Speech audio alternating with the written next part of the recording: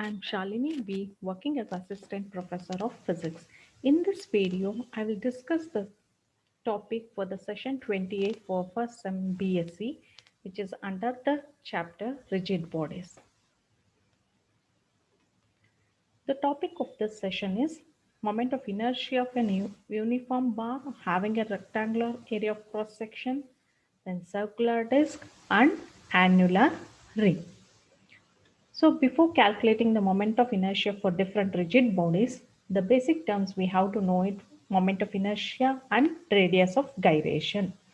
And what is a moment of inertia? It is if we consider a rigid body which is rotating about the axis of rotation and entire mass of that rigid body, if it is assumed to be concentrated at a point C which is at a distance of k from the axis of rotation, then moment of inertia is given by I is equal to mk square, where k is the radius of gyration and it is the minimum, it is the distance of a point from the axis of rotation at which the entire mass of the body is assumed to be concentrated.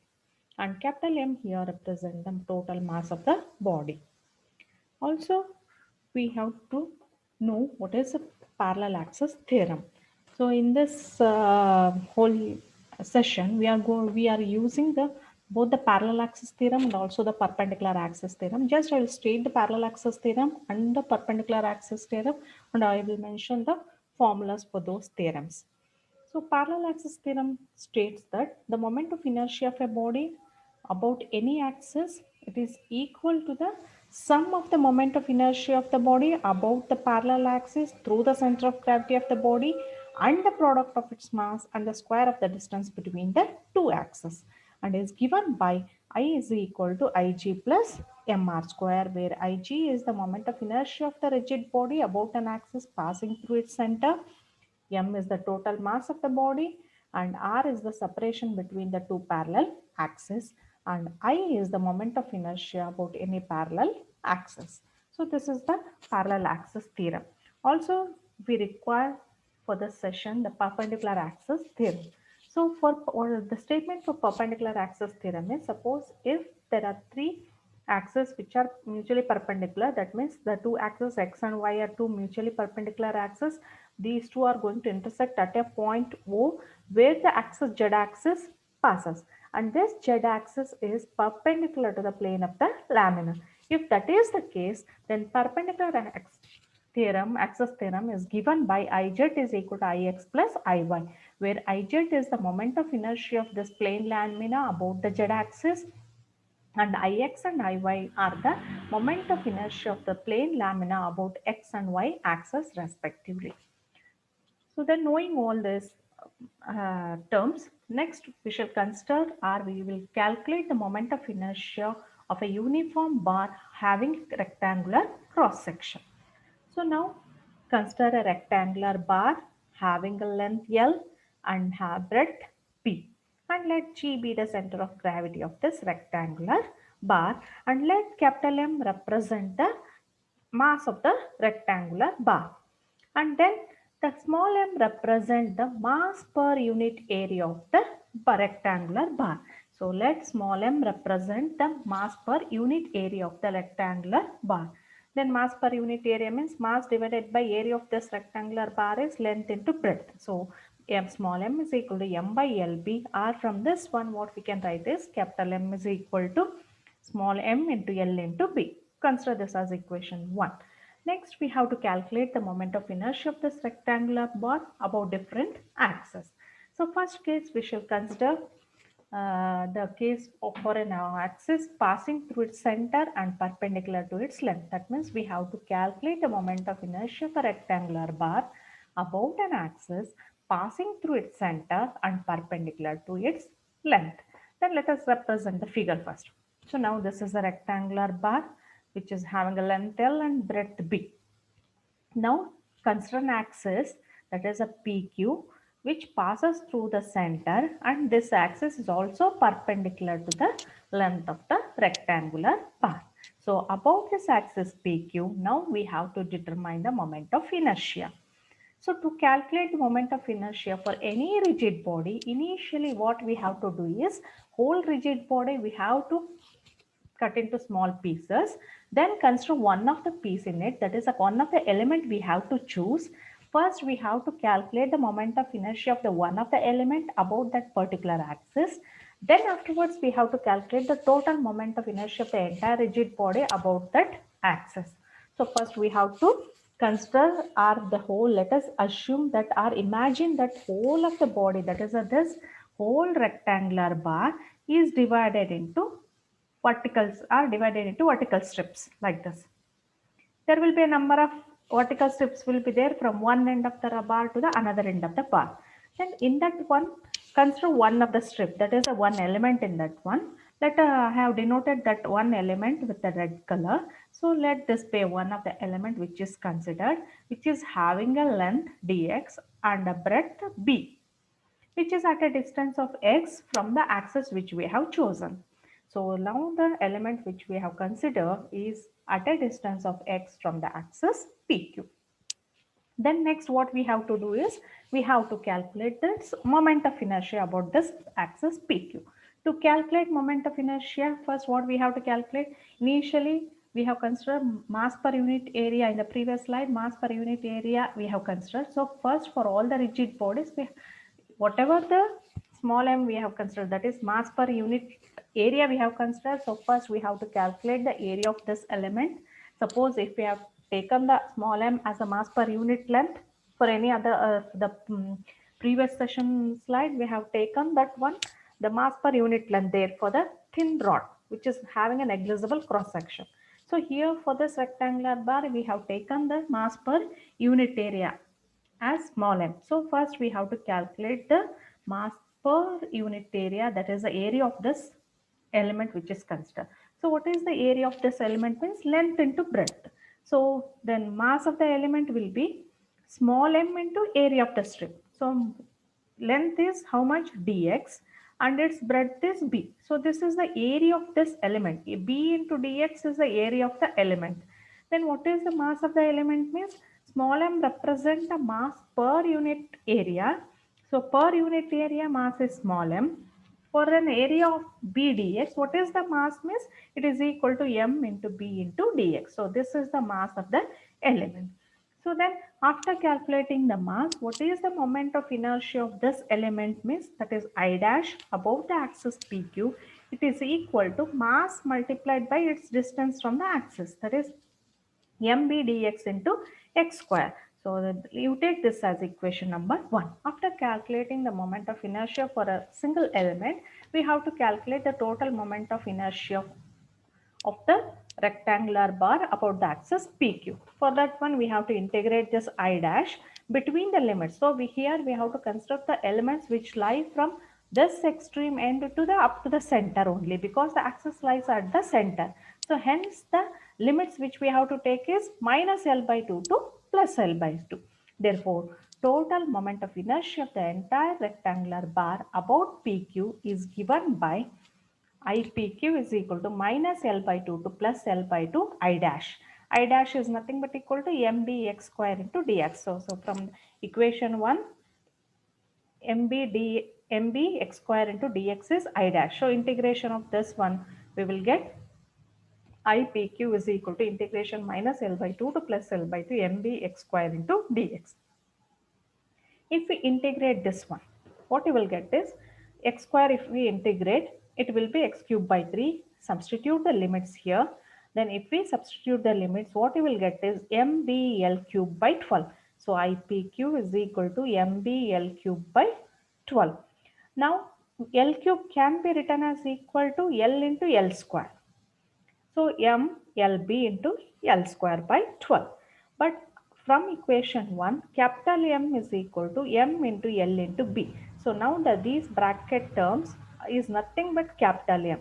So consider this as a capital M and write this as a capital M. Then what you will get is moment of inertia of the rectangular bar about an axis passing through the center and perpendicular to its length. It is equal to ml square by 12, that is capital M into L square by 12. So this is an expression for moment of inertia of the rectangular bar about an axis passing through its center and perpendicular to its length. Again, if we compare this equation with the general equation, that is Fi is equal to mk square, the value of radius of gyration in this case, it is equal to L by 2 root 3. So next, we shall calculate the moment of inertia of the same rigid body about the different axis. So similarly, what will be the moment of inertia of the rectangular bar about an axis passing through its center and perpendicular to its breadth? Then the figure that can, for that case, the figure is the axis. Now the axis is RS, which passes through the center of the gravity of the bar, but it is perpendicular to its breadth. In the similar way, we have to calculate its moment of inertia. If we follow the same steps as we followed in the previous one, what we will get is the expression for moment of inertia. It is equal to mb square by 12. So instead of L, for the last case, we have to replace L by B, breadth. So hence this is an expression for, so moment of inertia. So IPQ I have written, it is not IPQ, we have to replace that one, IRS. Moment of inertia about an axis RS passing through the center of gravity and perpendicular to its breadth. Then next consider the case of, in this case, where k is equal to b by 2 root 3. Then we shall consider an axis, another axis which passes through one end of the bar and perpendicular to its length. Now the axis passes through one end of the bar and perpendicular to its length. Then this is the axis, that is P dash Q dash, which passes through one end of the bar and it is perpendicular to its length. Again, the similar pattern we have to follow. So divide whole of the bar into small strips, and the small strips we have to divide. Imagine that the whole of the bar is divided into small strips. Consider one of the strip here, which I have represented here with the red color, having a certain length. Let dx be the length of this strip, which is at a distance of x from the axis P dash Q dash. Then the initially how we have calculated this one moment of inertia for the strip, same thing we have to calculate the expression for moment of inertia of this element about the axis P dash Q dash. We will get it is mb dx into mb dx into x square. So then what is the total moment of inertia of this entire bar about this axis means we have to integrate. So integration must be between the limits 0 to L. In the previous case, we have consider the limits as minus L by 2 to plus L by 2, because there the axis is exactly at the center. So we have to add the moment of inertia of the elements which lie from center to the one extreme end. Hence the limits we have to take minus L by 2 to plus L by 2. But here we have to consider all the elements which lie from the length 0 to the up to the length L. So hence the limits will be 0 to L of I dash. So that is 0 to L into mb into x square dx. If we integrate this one, what we will get is mb into x cube by 3. Substitute the limits. If we substitute the limits, it is mb L cube by 3. So again L cube, you write it as L into L square. Then the term, bracket term, it is nothing but capital L. What you will get is I P dash Q dash, it is equal to capital M into L square by 3. So this is an expression for moment of inertia of the rectangular bar about an axis passing through the one end of the rod and perpendicular to its length. In this case, the radius of gyration value is equal to L by 2 root 3. So if we compare this one with the equation mk square, so k square will be L square by 3, hence k is equal to L by 2 root 3. So this is about the moment of inertia of the rectangular bar about an axis passing through one end of the bar and perpendicular to its length. Now let us consider the third case, that is we have to calculate the moment of inertia of the same rectangular bar about an axis which passes through the center of gravity and perpendicular to the plane of the rectangular bar. So now represent the figure. So I have just tilted the rectangular bar, so it has to represent the axis which is perpendicular to the plane of the bar. So now already we have calculated the moment of inertia about the axis PQ, which is nothing but the axis which passes through the center of gravity and perpendicular to its length. And also we calculated the moment of inertia about the axis RS, which is nothing but the moment of inertia of the bar about an axis passing through its center and perpendicular to its breadth. Both the values IPQ and IRS we have calculated. Now we have to calculate moment of inertia about the axis XY. This axis XY, it is nothing but the axis which passes through the center of gravity and it is perpendicular to the plane of the bar. So now we have to calculate moment of inertia about xy. Now there are three mutual perpendicular axes. One is the x-axis, another one is y-axis, and the third z-axis, which is nothing but the axis which is perpendicular to the plane of the body. So by how to calculate the moment of ixy means by using a perpendicular axis theorem.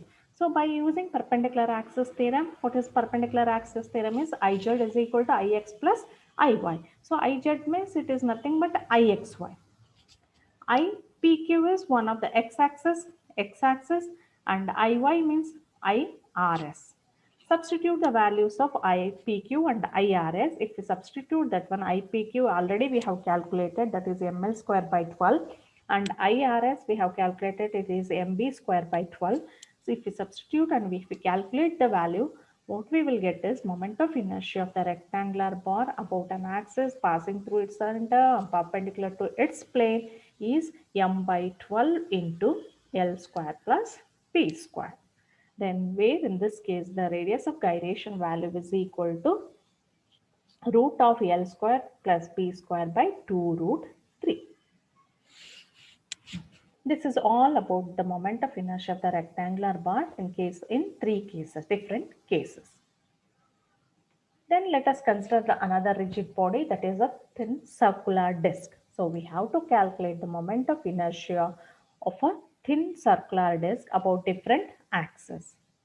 So now consider a circular disc having a radius r. Thickness is very negligible. So consider a thin circular disc of radius r, and again let capital M be the mass of the circular disc. So then let small m be the mass per unit area of the disc. So since the radius of the disc is r, its area will be pi r square. Hence small m is equal to capital M divided by pi r square. In all the rigid bodies, first we have to mention the small m, which is either mass per unit length. In one type of rigid body, we'll take mass per unit length. In one case, we take mass per unit area. In some of the rigid bodies, where the thickness, length and breadth thickness, if we all consider, have to consider small m as a mass per unit volume. So here, since the thickness is negligible, it is having only the radius. So let small m represent the mass per unit area of the disc. That is m by pi r square. Again from this one, capital M is equal to pi m into r square. You take this as equation 1. Now let us calculate the moment of inertia about the different axes for the circular disc. So let us first case, we have to calculate the moment of inertia of the circular disc about an axis passing through its center and perpendicular to its plane. Now represent the figure. So now this is the circular disc and PQ is an axis which passes through the center, and now this PQ is perpendicular. This is the plane of the disc, and this axis PQ is perpendicular to the plane of the disc, and here R is the radius of the disc. Then again, as we use the same pattern for the previous rigid bodies, so whole of the rigid body is to be divided into, or imagine that the whole of the rigid body is divided into small elements. So here also let us imagine that whole disc is divided into small rings, that is a circular rings, and in that one consider one of the uh, element. This is which I have represented here with the purple color. So this is the one of the element which is considered. Let this element be having a thickness bx and radius x. So first what we have to do is let us imagine that whole circular disc is divided into small elements. So small circular elements, there will be a number of elements within this disc, and imagine that one of the disc, that is which is nothing but an element, here this is the element which I have considered here, which is having a thickness dx and radius x. Then first what we have to calculate is we have to calculate the moment of inertia of this element about this axis. To calculate moment of inertia, first what we have to calculate area of this element. So how much the area of this element means, area of this is a ring. Just an element means this is a ring. Hence its area will be 2 pi x, length of the ring multiplied by the thickness gives the area of the ring having a radius x. 2 pi x dx is the area of the ring. After calculating area, mass of the element. So mass of the element is equal to per unit area mass is m small m. So for an area of 2 pi x dx, what is the mass means 2 pi x dx into m. So after calculating mass of this ring, its moment of inertia about the axis PQ. So this is 2 pi mx dx is mass. So then moment of inertia of the ring about the axis PQ, I will represent that by I dash. Since we have here first I am calculating it for the element, I will consider it as I dash. I dash is equal to mass multiplied by distance square. Substitute the values. So mass it is 2 pi mx dx into x square. So now this is 2 pi m into x square is x cube into dx. So you take this as equation 2. So equation 2 is the moment of inertia of this element about the axis PQ.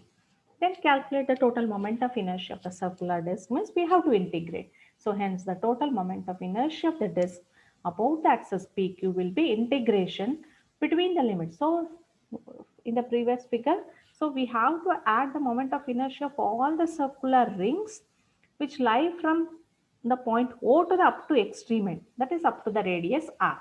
So from the radius 0 to the up to the radius r, we have to add the moment of inertia of all the elements.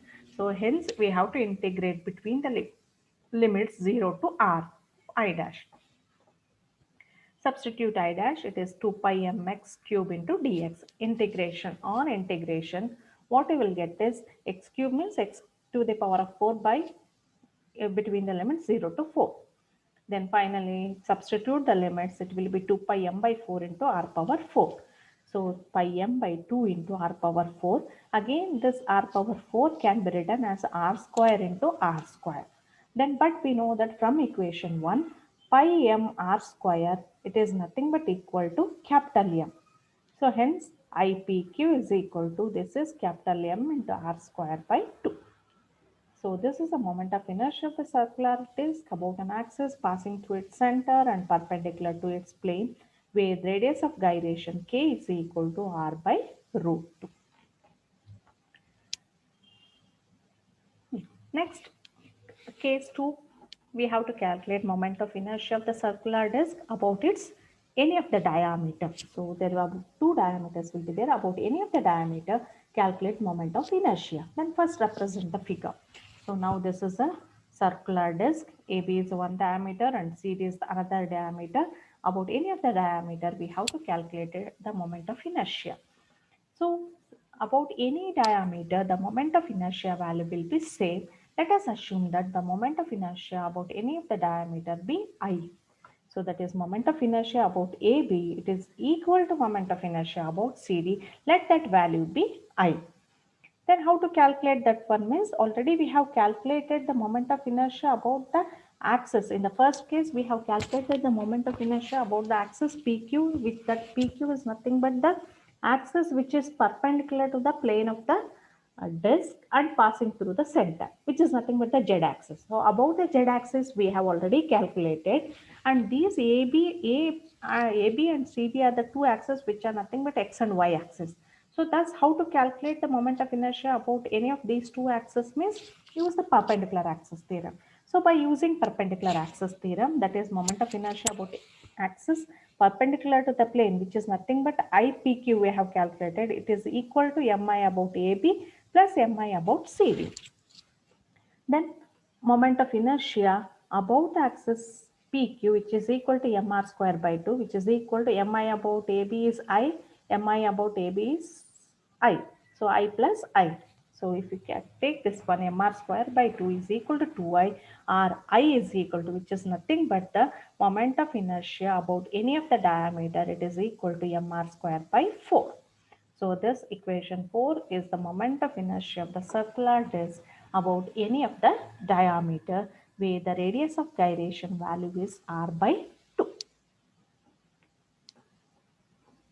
Then next we have to calculate the moment of inertia about the third axis for the circular disc, that is about the tangent, and that tangent is parallel to the diameter.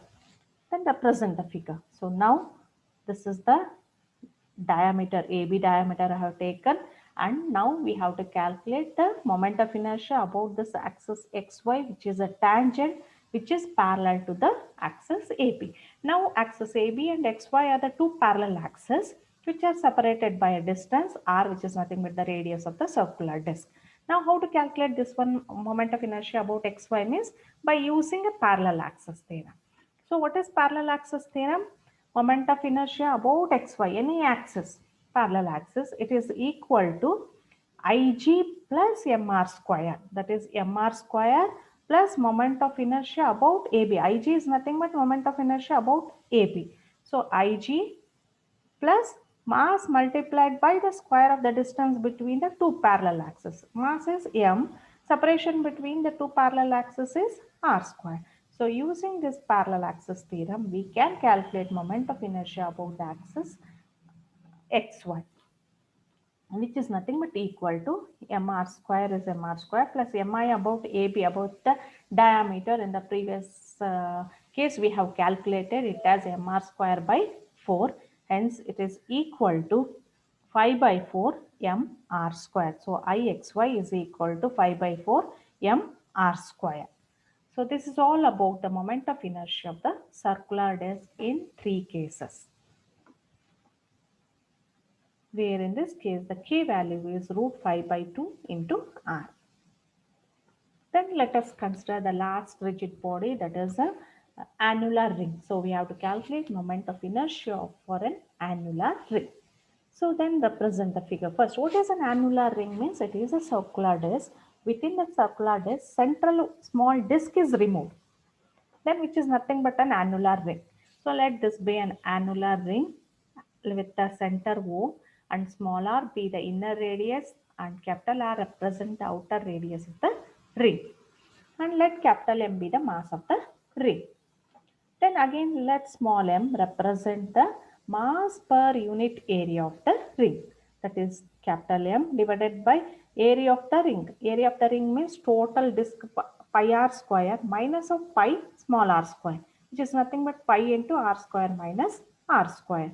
R from this one capital M can be written as equal to pi m into r square minus r square. You take this as equation 1. Then let us now calculate the moment of inertia of the annular ring about different axes. In first case, we have to determine about an axis passing through its center and perpendicular to its plane. Now represent the figure. Now the axis for this annular ring, the axis is PQ, which passes through the center and it is perpendicular to its plane. Again, now imagine that the whole of the annular ring. So from this end, from here to here, the whole annular ring is divided into small elements. Again, we consider one of the element in it. So the element which I have considered here, I have represented with the red color. Let this element be having a thickness dx and radius x. First, what we have to calculate? We have to calculate its moment of inertia. To calculate moment of inertia, first we require the area of this ring. That is the element, area of the element we need. So what is the area of the ring or the element which is having a radius x means it is 2 pi x. That is the length multiplied by the thickness, 2 pi x into dx. Then after calculating the area, what is the mass of the ring means? Per unit area mass is small m. For an area of 2 pi x dx, its mass will be 2 pi x dx into m, or it is 2 pi mx into dx. After calculating the mass, we have to calculate its moment of inertia. So moment of inertia of this element about the axis PQ is equal to I dash is equal to mass multiplied by distance square.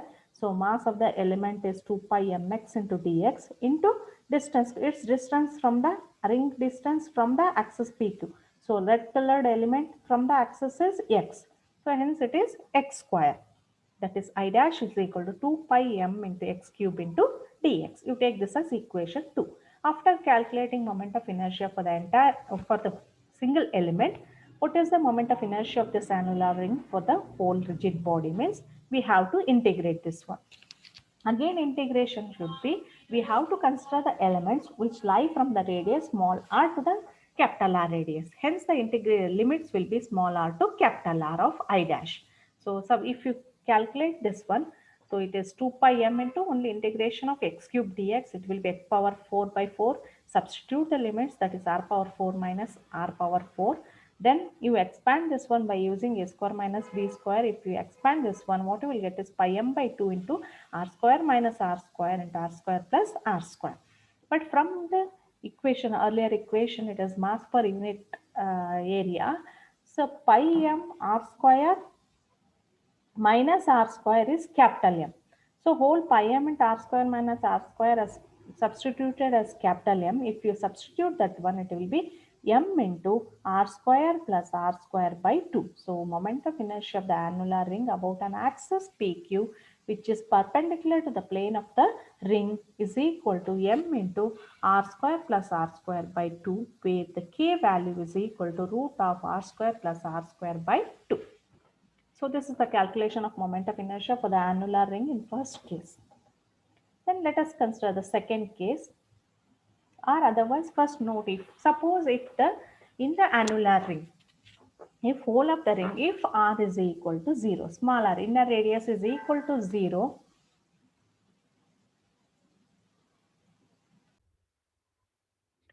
suppose if r is equal to 0, that is if there is no hole in the disk, then it is just, it looks like a plain disk. Then in such case, in the previous formula, we have to replace the small r value equal to 0. If you replace the small r value equal to 0, what you will get is IPQ is equal to, so IPQ, it is equal to mr square by 2, which is nothing but the moment of inertia for the circular disk about an axis PQ. This is again here, suppose if small r tends to r, then it will just acts like a circular ring. Then we have to put smaller equal to r. If you put smaller equal to r, what you will get is moment of inertia of this circular ring. It is equal to IPQ into mr square. Then now let us consider the second case. That is, we have to determine moment of inertia about an axis passing through its diameter for the annular ring. So now represent the figure. Now this is the annular ring. So this is the annular ring.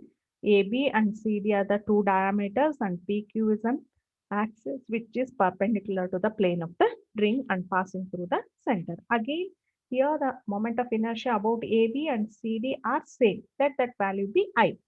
So again, using a perpendicular axis theorem, same procedure we have to follow. So Mi about AB is equal to Mi about CD. Let that value be I. Then using a perpendicular axis theorem, Mi about the axis PQ is equal to Mi about AB plus Mi about CD.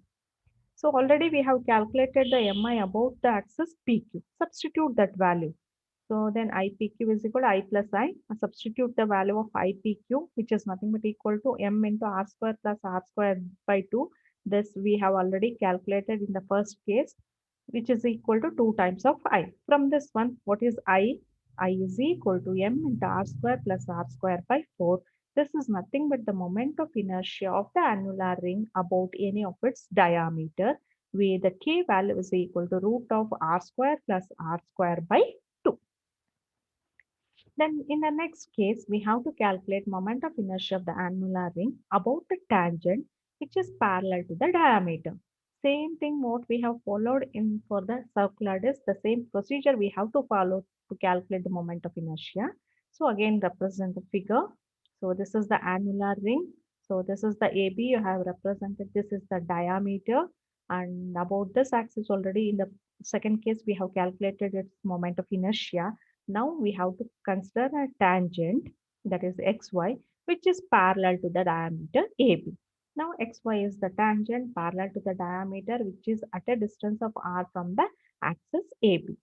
Then what is the moment of inertia about the axis xy mean?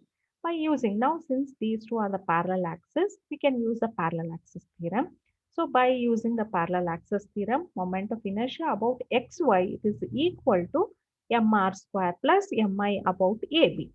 So already we calculated the mi about ab in the second case.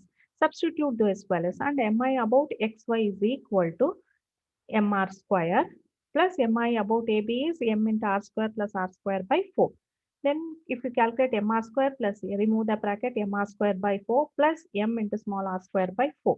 mr square plus mr square by 4, it will be 5 by 4 mr square plus m into small r square by 4. And in this one, if you take m by 4 common, it is 5r square plus small r square. So this is an expression for moment of inertia of the annular ring about a tangent which is parallel to the diameter, and where the k value is equal to root of 5r square plus r square by 2.